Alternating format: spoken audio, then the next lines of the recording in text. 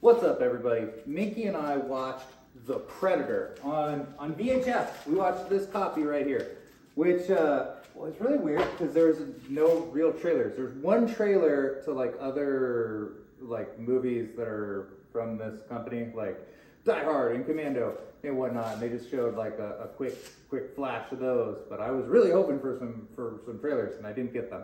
But anyway, what I did get was the freaking Predator, and I'm so fucking excited now. I just started it back over so you can enjoy it behind me. This movie is so fucking good. It's like the best action movie ever.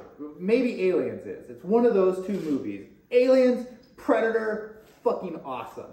A few years ago, I had heard something on the internet about how The Predator contains a gay love story, basically, between Blaine and Mac.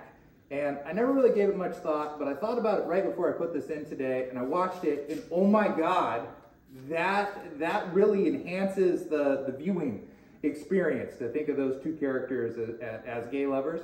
So I want to talk about that, but I also want to talk about just how fucking great this movie is. I watched this movie when I was way too young. I think I was like 8 or something. My parents were like playing bridge or pinochle or something. They went over to some people's house and there was somebody watching The Predator, and I sat down and I watched it, and I made it all the way to the Predator takes off his mask and Arnold says, "Yeah, what ugly motherfucker," and then someone had walked by and was like, "Whoa, this small child shouldn't be watching this," and they made it turn it off.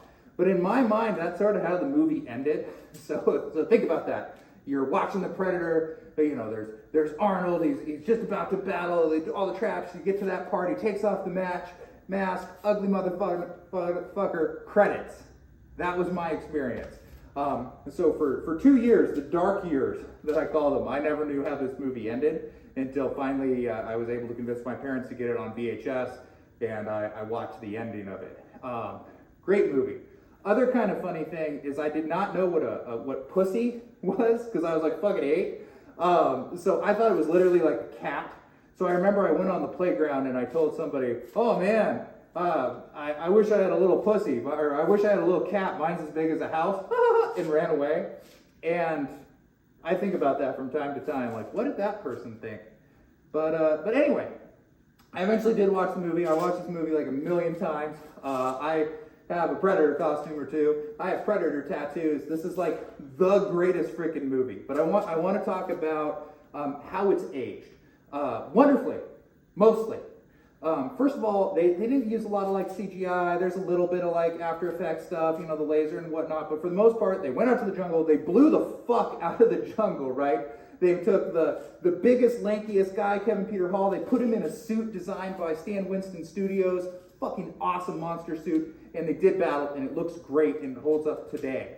If they had done a bunch of old school, like 80s CGI, it probably wouldn't look as good as it does.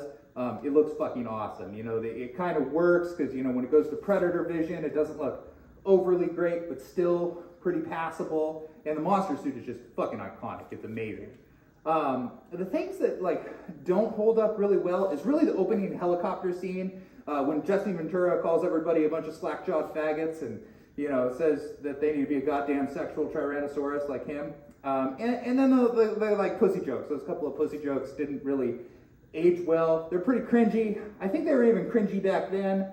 I didn't notice them when I was 8, so I can't really speak to that. But it's really only that little part. But if you think about Blaine and Mac as being in a romantic relationship, it really enhances that, and it kind of fixes the helicopter scene a little bit. So basically, Blaine and Mac have an intimate relationship in the film. They're very close, and that's really brought out when Mac, runs to Blaine after he's been, shot, right? And they all shoot up the jungle, and it's fucking awesome, and everybody runs up, and they start shooting up the jungle. It's fucking cool, right? And then later, Mac says to Arnold Schwarzenegger, he goes, "He was my pregnant pause friend." And Arnold gives him this look, and never really thought anything about it, but when I was thinking about that in like this gay context and watching it, it's like, these are these big beefy dudes in the 80s military, I think I think it's like an open secret that they're in a relationship. So Mac, in a way, is like confessing it to Arnold at that point, but Arnold's like, dude, we've known forever, and we don't care. What's important is, we work through this together, or whatever. And it makes it a really like kind of touching exchange, where before it was like, the line just kind of reads weird, it doesn't really take away from the movie, doesn't add anything. But if you look at that in context, I think it really does add something. It's really a cool moment. And then you can kind of go all the way back to thinking about that helicopter scene. If they are in like kind of this open secret gay relationship, Blaine calling everybody a bunch of slack-jawed faggots, and then, I think it's Hawkins responds with, "Oh, stick this in your sore ass, Blaine." It's kind of a ribbing that you would expect from banter from men with muscles in the 80s. Speaking of 80s movies, they were all like super homoerotic anyway, so it's really easy to kind of put this in and kind of add to the viewing that, oh no, there's this gay relationship going on. And I think it adds something really, there's no stakes really to all the minor characters, where like they're cool, they're big, they have beef, and they die, right? But you add this little thing here, you got this relationship that you can kind of be like, oh man, that makes it even sadder, and kind of explains some of Mac's behavior of like going after the predator, because he essentially almost, gonna have me some fun, commit suicide going after him. Billy sort of does, the same thing. But anyway, this movie is just fucking brilliant. I love everything about this movie. God, just go watch it.